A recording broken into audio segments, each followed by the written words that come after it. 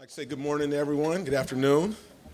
I played in the NBA for 12 years, and I used to love coming to play the Knicks. I just want to let you all know that. It wasn't your heyday, so we always got to win on our column when we used to come to New York, so let me get that out of the way. All the clapping and cheering went away on that. We are here today to talk about a very, very important issue, public education. And we're going to have a variety of different opinions on what should or shouldn't happen.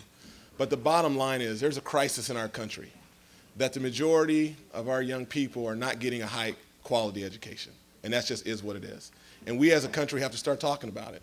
We have to be aware. We have to admit that we have a problem. But that problem can be solved.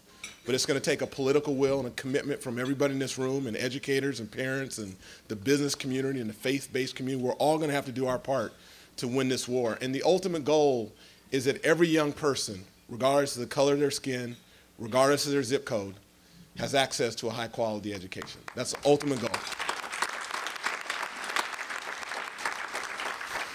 So how I got into this education arena is I was one of those kids. I'm 43 years old, went to public school my whole life in a poor neighborhood, and did not get a high quality education.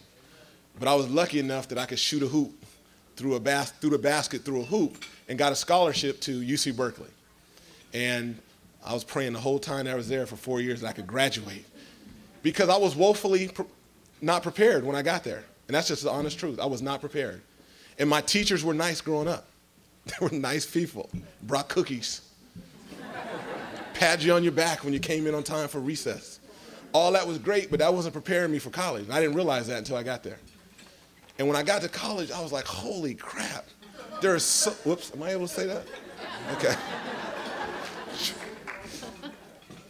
Let me try to rephrase that. I was like, gosh darn. There's so much that I don't know. And the sad thing is I didn't know what I didn't know.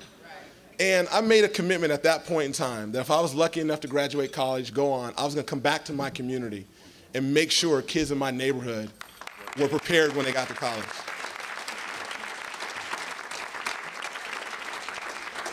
So we all don't have a lot of time. I was trying to figure out what is the most impactful thing that I can say. So I started an organization that runs charter schools a few years ago. And we took over the high school I graduated from. It's called Sacramento High School, the second oldest high school west of the Mississippi. And it was about to be taken over by the state of California because it was a low-performing school.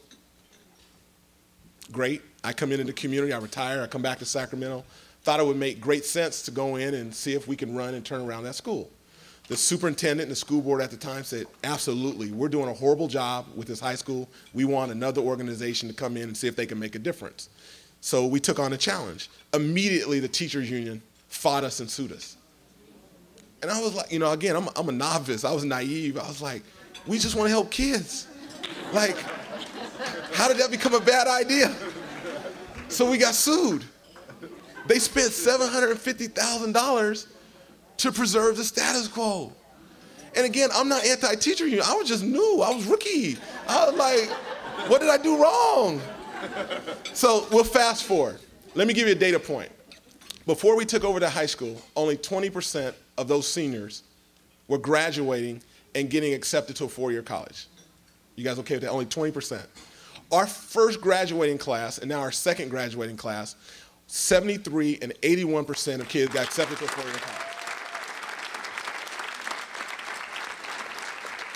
Same kids, same neighborhood, different expectations, longer school days, more time on task, school leader who wanted to be held accountable, who had autonomy to do what he or she needed to do, parents having to sign a three-way contract, and teachers saying, if we're not teaching our kids, and we do not deserve to be here. These are teachers saying, hold us accountable as well. So you need this dynamic. Charter schools are not the panacea.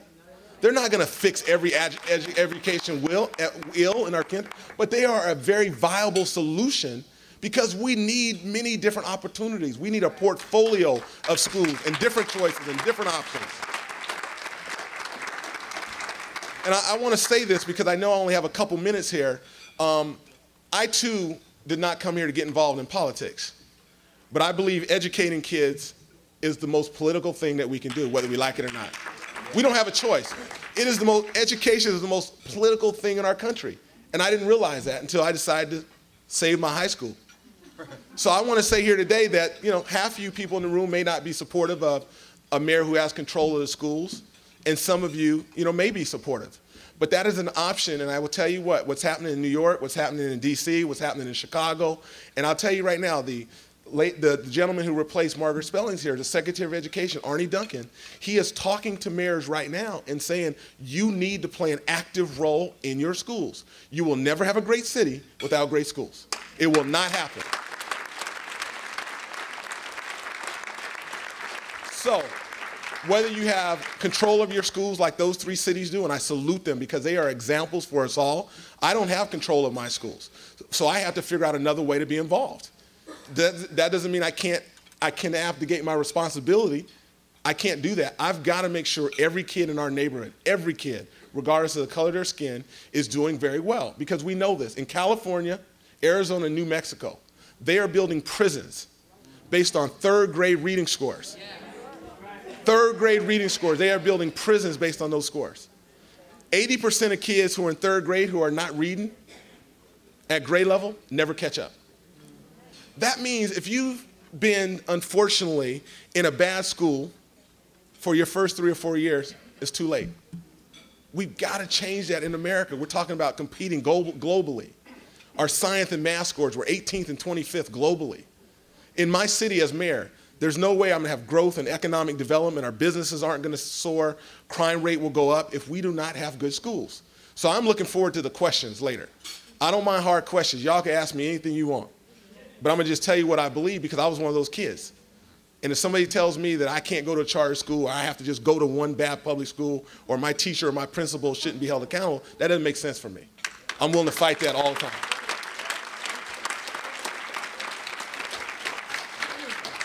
So I'm going to close with just a simple thought. And that thought is that each of us in the room have to do our part to eradicate the inequalities in public education. That's our lifelong commitment. Thank you.